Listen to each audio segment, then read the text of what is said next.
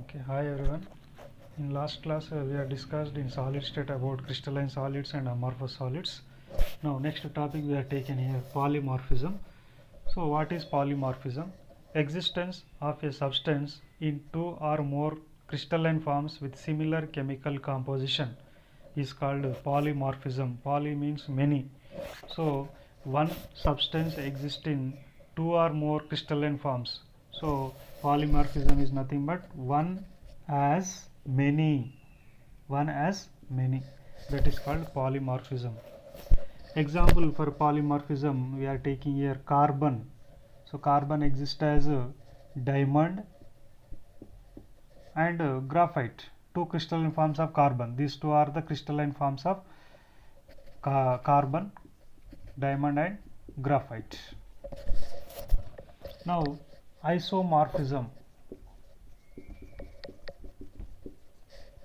Isomorphism. So existence of a substance, existence of two or more solid substances in same crystalline form. Existence of a two or more solid substances in one crystalline form is called isomorphism. Iso means same. So here one as many we are given polymorphism. Here many as one. Many as one. So two or more solid substances exist in same crystalline form, that is called isomorphism. Example green vitriol FeSO4 7H2, green vitriol, and white vitriol ZnSO4 7H2O, white vitriol. These two exist in same crystalline form. These two are the different solid substances. They exist in same crystalline form. So this is called isomorphism. Amorphism. Amorphism is nothing but supercooled liquids. Supercooled liquids exist amorphism. Amorphism is nothing but shapeless. Amorphous meaning is shapeless. Supercooled liquids. Example supercooled liquids shows amorphism. Supercooled liquids. And next based on the nature of particles and intermolecular force of attractions between the constituent particles, crystalline solids are classified into different types.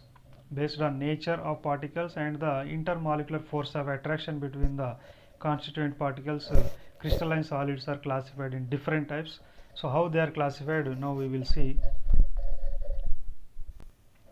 Now types of crystalline solids are classified based on the nature of particles and the intermolecular force of attraction between the constituent particles. So types of crystalline solids, in that first type is ionic solids. In ionic solids, constituent particles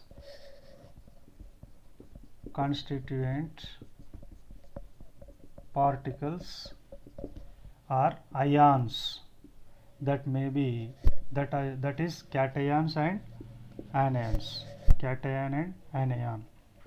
So ions are the constituent particles in ionic solids, and intermolecular force of attraction. Intermolecular force of attraction in ionic solids. Ionic bonds, that is ionic bonds. Ionic bonds are nothing but strong electrostatic force of attraction between two oppositely charged ions is called ionic bond. So if the ions are the constant particles, then intermolecular force of attraction between that ions is ionic bonds, that is strong electrostatic force of attraction. Now physical state. Physical state, they are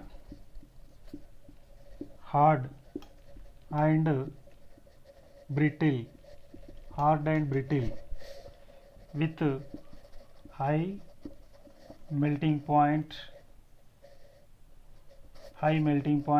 and boiling point.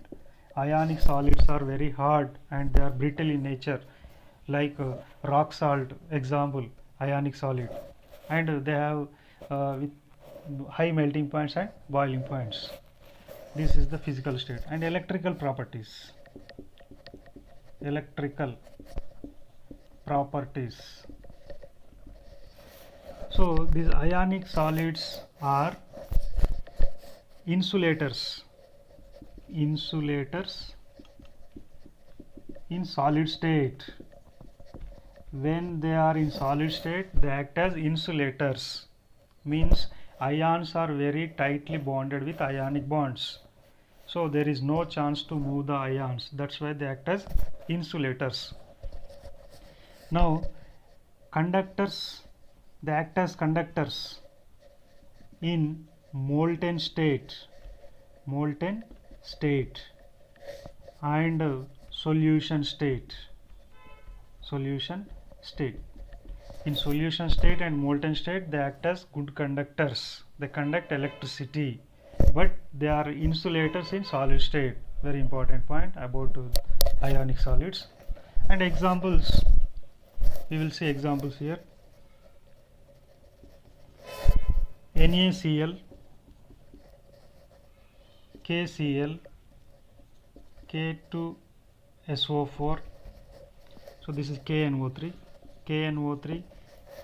K2SO4, CaCO3, calcium carbonate, calcium fluoride, CaF2, copper sulfate, hydrated copper sulfate, CaSO4 5H2O, ZnS, etc. These are the examples. NaCl, KNO3, K2SO4, CaCO3, CaF2, CuSO4 5H2O, ZnS, etc. are the examples for ionic solids.